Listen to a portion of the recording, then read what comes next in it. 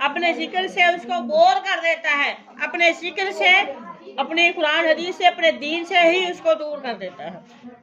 और फिर वो जारी बात है, जो बंदा हिदायत सीधे रास्ते से दूर हो गया वो टामक टोइयां मारेगा, ठीक है, वो जिधर मर्जी फिर हर बंदे का दर खटखटाएगा जाकर।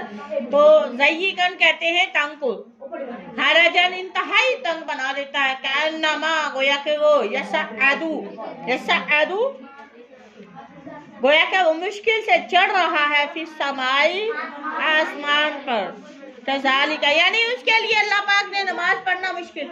आपको पता है अल्लाह की जो नाफरमानी करता है ना बंदा, अल्लाह का फरमान नहीं पूरा करता, अल्लाह के अहकामात पूरे नहीं करता, अल्लाह पाक उसके लिए कुछ भी नहीं तंग करता। यकीन करें, कोई चीज उसकी बंद नहीं करता, खाना पीना जीना उठना बैठना हर चीज चलती है, उससे कोई फर्क नहीं पड़ता।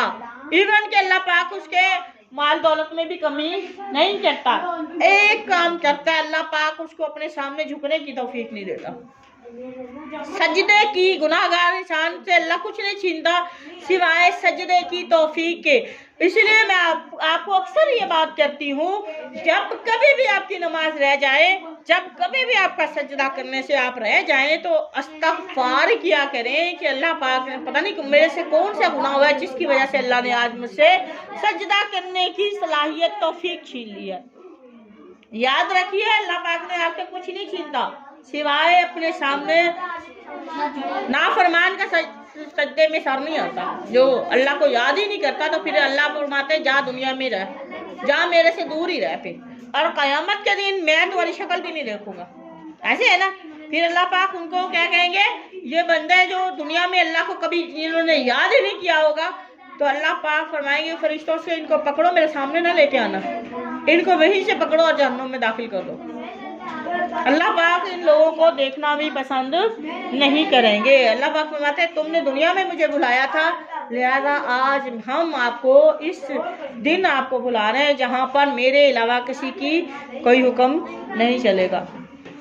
तो लिहाजा ऐसा नहीं होना चाहिए, जब कभी भी कोई मसला ऐसा हो जाए, नमाज कज़ा हो जाए, कोई ऐसा मसला हो जाए, तो आप कसरत से इस्तग़फ़ार किया करें। यकीनन कोई ऐसी कोताही हो गई है जो हमारे नॉलेज में नहीं है, जिसकी वजह से अल्लाह पाक ने आज मुझे उठने की तौफीक, नमाज कायम करने की तौफीक नहीं दी। और वो उनके लिए नमाज़ें मुश्किल, कुरान को पढ़ना मुश्किल, कुरान को याद करना मुश्किल, ऐसे ही है ना, रोजा रखना मुश्किल। आप देखें लोग इतनी सर्दी में नमाज, इतनी सर्दी में, जिनको अल्लाह से सच्ची मोहब्बत है ना, उसको ठंडा पानी भी ठंडा पानी नहीं लगता। समझ आ रही है, उनको नींदें भी प्यारी नहीं है उनकी। अल्लाह पाक कुरान पाक में फरमा रहे हैं कि उनके ये पहलू बिस्तर से नहीं लगते, तहज्जुद में भी वो अल्लाह की इबादत कर रहे होते हैं। समझ आ रही है, उनके पहलू बिस्तर से जुदा होते हैं, कभी वो पूरी रात सुकून से नहीं सोते। जो अल्लाह वाले होते हैं, जिनका अल्लाह के साथ जो है अटैचमेंट गहरी होती है। अदरवाइज ये जो तंग जिनको अल्लाह पाक ने गुमराह करना होता है, उनके लिए फिर क्या होता है कि अल्लाह पाक उनको दीन के मामलात मुश्किल कर देता है। अब देखें, वालिदैन मोस्टली ऐसे अगर कह दें कि आप भी अपने बच्चों को फलां मदरसे, अब वहाँ जा लेके कौन जाएगा, लेके कौन, उधर तलाश करना शुरू हो जाते हैं। ऐसे है ना, अगर कहें कि आप आ जाए फलां जगह, जैसा है फलां जगह पे, कैसे जाएंगे, रहने दो, आधी रात हालात खराब है। अगर यही बच्चियां, यही लोग अगर किसी की शादी में रात को 1-1 बजे तक कंजर खाना देखना हो, तो सरेआम सज संवर के पूरी फैमिली लेके चल पड़ते हैं। क्या उस वक्त तुम्हारे हालात खराब नहीं है? नमाज के लिए कोई दीन का कोई काम करना हो, उस वक्त तुम्हें सारी गैरत याद आती है। जब ये कंजर खाना, ये मेहंदियाँ, ये शादियाँ, ये सारे फंक्शन अटेंड करने होते हैं, तो उस वक्त तुम्हारी गैरत, किसकी गैरत होती है? उस वक्त हालात खराब नहीं होते। जुमे की नमाज पढ़नी हो तो हालात खराब है, सर्दी है, गर्मी है। जब आप शादियों पे बन संवर के जाते हैं तो उस वक्त हालात खराब नहीं होते। उस वक्त भी तो यही सीजन होता है ना, यही मौसम होता है। बात यही है ना कि अल्लाह पाक इन लोगों के लिए, खुदा की कसम, इनका सीना इतना तंग करते हैं कि दीन के मामलात से वो ऐसे ही होते हैं जैसे आसमान पर चढ़ते हैं तो उनके सांस फूल जाते हैं, बड़ी मुश्किल से चढ़ते हैं, और दीन के काम फिर इनके लिए मुश्किल से मुश्किल तर हो जाते हैं। समझ आ रही है? अक्सर लोग कहते हैं आप रात को देर से सोते हैं, सारा दिन आप भागी फिरती हो, फिर ये काम कैसे कर लेती हैं? مجھ سے بھی بڑے لوگوں نے سوال کیے ہیں، سارا دن آپ پڑھاتی ہیں، مدرسے پڑھاتی ہیں، فلاں جگہ پڑھاتی ہیں، تھکتی نہیں ہے، کرتی کیا ہے؟ جس کے اللہ پاک نے توفیق دی ہوتی نا اس سے تھکاوٹ بھی نہیں ہرا سکتی. سمجھ آ رہی ہے میری بات کی؟ تو یہ پاور بھی اللہ نے دی ہے مجھے، میری اپنے اختیار میں کچھ بھی نہیں ہے. اگر آپ نیت خالص رکھو گے تو اللہ پاک آپ کے لیے راستہ آسان کر دے گا. اگر آپ نے نیت میں بناوٹ رکھی تو یقین کریں یہ چھوٹا سا کام بھی آپ کے لیے بہت بڑا ہے. تو اللہ پاک نے ان کے لیے کیا کیا ہے؟ دین کے معاملات بہت مشکل کر دیے. ایسے ہی ہوں گے جیسا کہ وہ آسمان پر بڑی مشکل سے چڑھ رہے ہیں.